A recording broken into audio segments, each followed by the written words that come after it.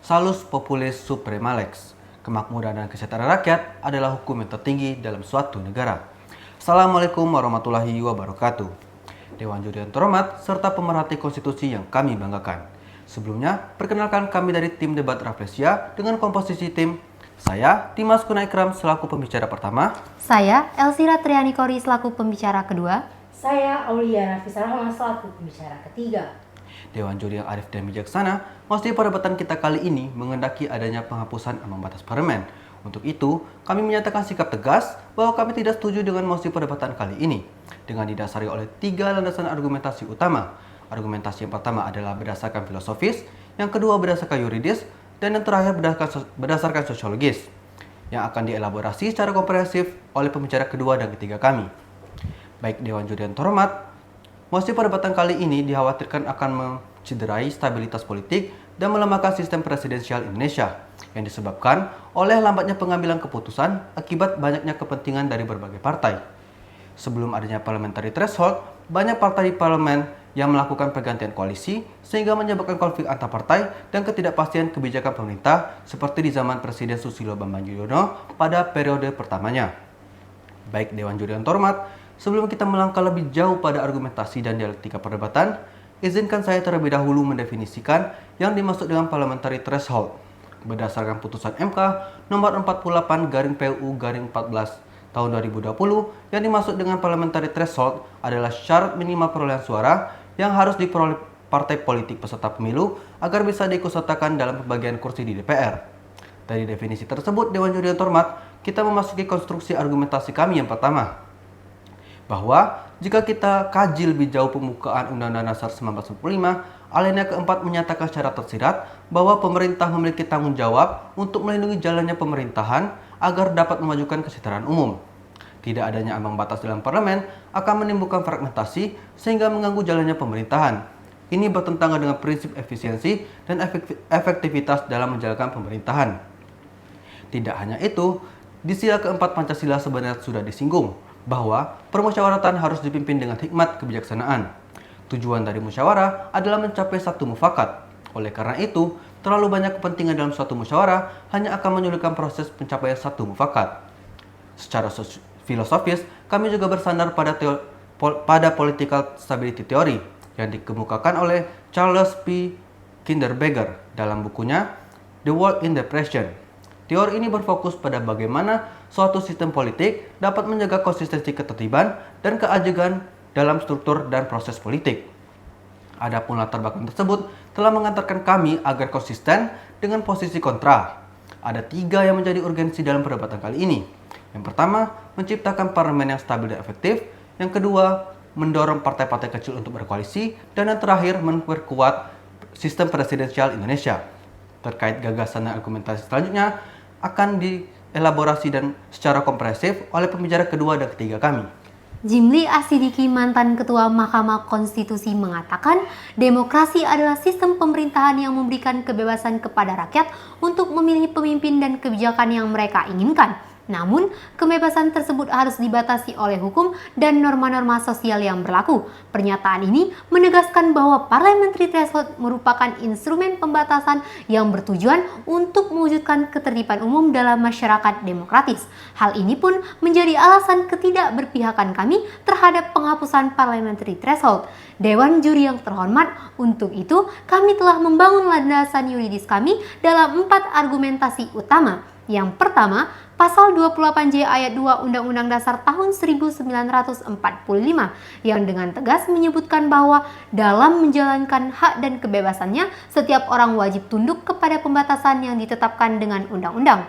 Pemberlakuan pasal 28J ayat 2 ini menjadi dasar konstitusional yang sah dalam melakukan pembatasan terhadap demokrasi secara umum dan pembatasan terhadap partai politik secara khusus. Yang kedua, pasal 22E ayat 6 Undang-Undang Dasar tahun 1945 yang dengan jelas menyatakan ketentuan-ketentuan mengenai pemilihan umum akan diatur di dalam undang-undang. Hadirnya parliamentary threshold melalui Undang-Undang Nomor 7 Tahun 2017 tentang Pemilihan Umum menjadi dasar yuridis yang jelas bahwasanya parliamentary threshold sendiri telah diakui secara konstitusi oleh negara. Yang ketiga, berdasarkan Undang-Undang Pemilu Nomor 7 Tahun 2017 tentang Pemilihan Umum, Pasal 414 Ayat 1 yang berbunyi, partai politik peserta pemilu harus memenuhi ambang batas perolehan suara paling sedikit 4% dari jumlah suara sah secara nasional untuk diikutkan dalam penentuan perolehan kursi anggota DPR. Hadirnya parliamentary threshold ini bertujuan untuk membangun kehidupan politik dengan menciptakan stabilitas antara sistem kepartaian dengan pemerintahan presidensil untuk mewujudkan adanya check and balances. Dewan Juri yang terhormat, parliamentary threshold sendiri tidak dapat terlepas dari teori kepastian hukum. Dalam penerapannya, adanya batas minimum yang harus dicapai partai politik untuk mendapatkan kursi di parlemen menciptakan kepastian hukum karena partai-partai yang tidak memenuhi syarat tidak akan diwakili serta dapat memperjelas komposisi kursi di parlemen. Masuk ke ranah argumentasi kami yang terakhir, putusan Mahkamah Konstitusi pada putusan nomor 116/PU/21/2023 pun menyebutkan dan menilai bahwa pemberlakuan parliamentary threshold tidak dapat dikatakan sebagai sesuatu yang terlarang, terutama di negara-negara yang menganut sistem multipartai dan bahkan tidak menyebutkan untuk menghapuskan penerapan parliamentary threshold. Dewan Juri yang terhormat, maka dari itu berdasarkan keempat landasan yuridis tersebut tidak ada lagi landasan yang mana kami tidak menolak mosi perdebatan kali ini. Ius ex facto oritur, hukum muncul dari fakta. Dilansir oleh kompas.com, pada pemilu tahun 2009, ambang batas parlemen ditetapkan sebesar 2,5%. Tahun 2014 naik 3,5%, tahun 2019 dan tahun 2024 ambang batas parlemen yang ditetapkan sebesar 4%. Nyatanya tidak ada catatan hitam mengenai penggunaan ambang batas parlemen.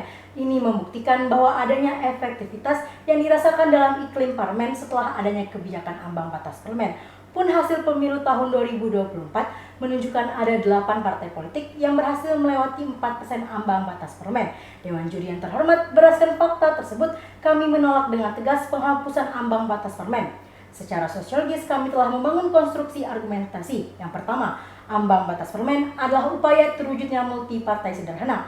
Penerapan ambang batas parlemen berimplikasi pada penyederhanaan partai. Multipartai sederhana berdampak pada pemerintahan dalam pengambilan kebijakan. Sebaliknya, jika tidak terwujudnya multipartai sederhana, pemerintahan menjadi tidak stabil dan pengambilan kebijakan tidak efektif. Dewan Juri yang terhormat, masuk ke ranah argumentasi kami yang kedua, yakni ambang batas parlemen mencegah fragmentasi politik.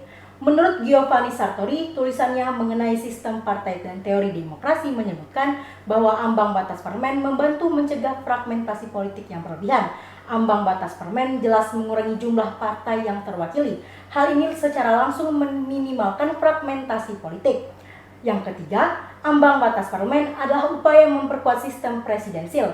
Hanta Yuda dalam bukunya Presidenisme Setengah Hati menyebutkan kompromi dengan banyak partai akan mengakibatkan kelemahan pada lembaga presiden serta mengurangi efektivitas pemerintahan.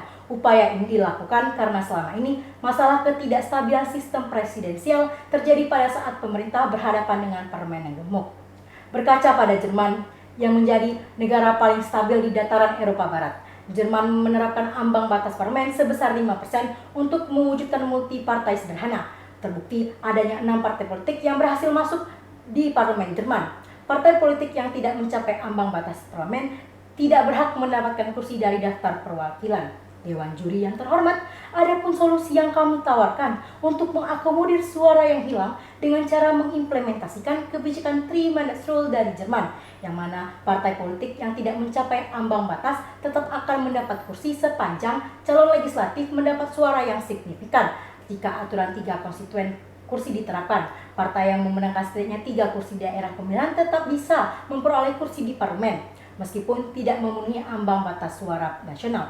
Maka dari itu Dewan Juri yang terhormat, kami tetap tegak lurus menolak penghapusan ambang batas parlemen. Sekian dari kami, terima kasih. Wassalamualaikum warahmatullahi wabarakatuh.